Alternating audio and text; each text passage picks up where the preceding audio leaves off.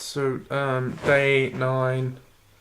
This video is going to be a fair bit shorter because I forgot to make one earlier. What did I do today?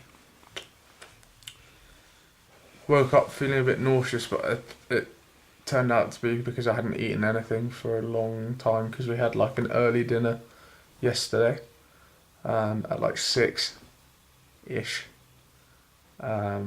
Whereas we normally eat at about 8 or so. So that kind of followed through to this morning where I felt a bit nauseous. But I also took some anti-sickness tablets, and then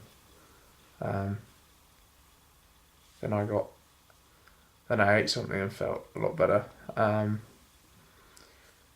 now upstairs, sleeping upstairs in a proper bed rather than downstairs, which is really nice. Better night's sleep yesterday, but because I had like a 2-hour nap yesterday after my mates left, it meant I wasn't really able to get to sleep too easily, so I still didn't get a great night's sleep, but better than before. My technique for getting up and down the stairs is now bum shuffling, so it's giving my arms and shoulders a good workout, which is good. And it's just a lot safer than using my crutches at the moment for this big flight of stairs we've got.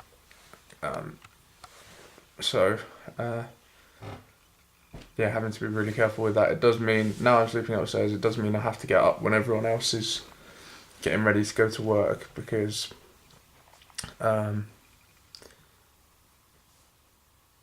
they don't, like, mum and dad don't really want me doing it on my own, which I can understand, like if I was to fall down the stairs and there's no one to help me. So it's been a day of kind of trying to get back to my routine from before. So icing and then straight into exercises and then back to icing, but haven't been able to do it completely.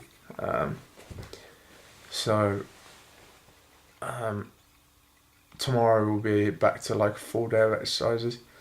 The movement in my leg is not as good today as it was yesterday. I think that's because I haven't done the exercises yesterday. I hadn't done the exercises yesterday. And then I did them a bit today, but didn't do them all. So I think everything's kind of tightened up from having done them and then stopping. Which is obviously a lesson learned. Need to keep them going throughout every day, really. Trying to fit them in wherever I can, even if I am doing stuff. So gonna get that sorted. I've got like one of my best mates coming to see me on Friday. He's gonna come down and we're gonna watch the Six Nations rugby, which I'm also going to do a blog on, with just like my opinion and stuff on the games. It's just something like rugby's something I'm really passionate about, and at the moment I'm finding myself at a bit of a loose end of how to stay involved and stay connected to it while I'm injured, and that feels like a good way of doing it.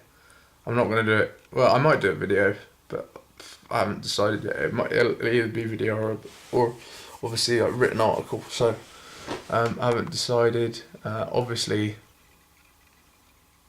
it is just my opinion, and like my family and friends know that I get very passionate about that kind of stuff, and I'm gonna try and be kind of a bit more impartial about it, but probably won't end up being, at the end of the day. But that's another thing that's kind of gonna occupy me now that the Six Nations are here. That's so good. I was actually planning on going to one of the games, but obviously now I was gonna go to the England-Wales game, but now I needed all this extra support, and it's just so much effort, and it's a shame. But mum, like everyone else in the family, is gonna go. But it is what it is. It will be good to see my mate Marek on Friday and Saturday. And I think we're going to try and stop off at my other mate's place because it's his birthday party. I'm not going to stay for long if we do manage to get there, because I'm going to be a bit of a downer on the party because I can't actually move. Be having to be sat down the whole time with my leg up. Just kind of be in the way. But better to see him and like say hi than not see him at all. So hopefully going to try and get some stuff organised for the week as well. Going to start completing my stuff for my mental health projects, get some emails out to relevant people. Basically what I'm trying to do is go back to my old school and talk to them about kind of mental health stuff, going from like secondary school to university and the kind of challenges that brings about, but also like the challenges that people might be going through the school. And the school I did a talk there last year, and I kind of winged it because I didn't really know what I was doing, so I'm going to be a lot more prepared this time, do a presentation, but try and not make it a lecture. That's the thing, I'm trying to make it kind of interactive with the pupils, so I've got to think about how I'm going to do that.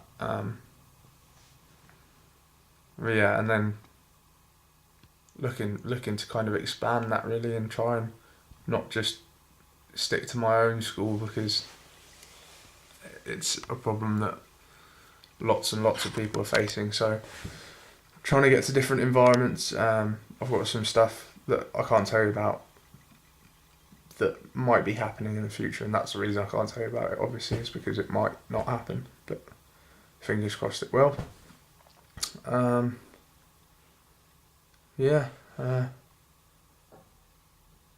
Diet kind of went out the window the past couple of days, but back to healthy eating and stuff tomorrow, so that should be good. Fruit for breakfast,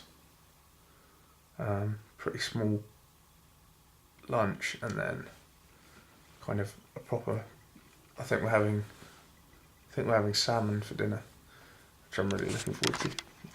But we had like Chinese style pork belly that my dad made today that was delicious, but you know, pork belly has a lot of fat in it, so tomorrow is going to be like, I'm going to have to push myself with my exercises, try and burn a few more calories, and also try and get out into the garden, actually try and get out in the daylight, because sitting in the dark is not very good for me.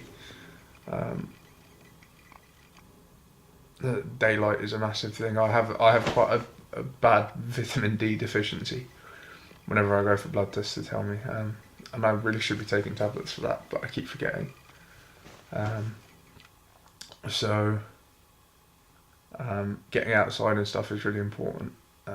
Obviously I can't stand up for too long, so Dad set me up a little seat in the garden, and I've got a little stool that I can rest my foot on, which should be really good. So looking forward to that. And then Jess is here until Thursday, so that's my carer sorted for till then. And then Marek arrives and becomes my carer for the next couple of days. Back on Sunday. And then Jess is my carer again on Sunday. This is the benefit of having a girlfriend who works in London. She has to be around. There's no excuse. She can't come up with any excuse for not being here. So. I'm trying. Yeah, she's doing her best. But yeah, no. Still feeling positive. I'm just tired now, so I'm gonna go to bed. Yeah.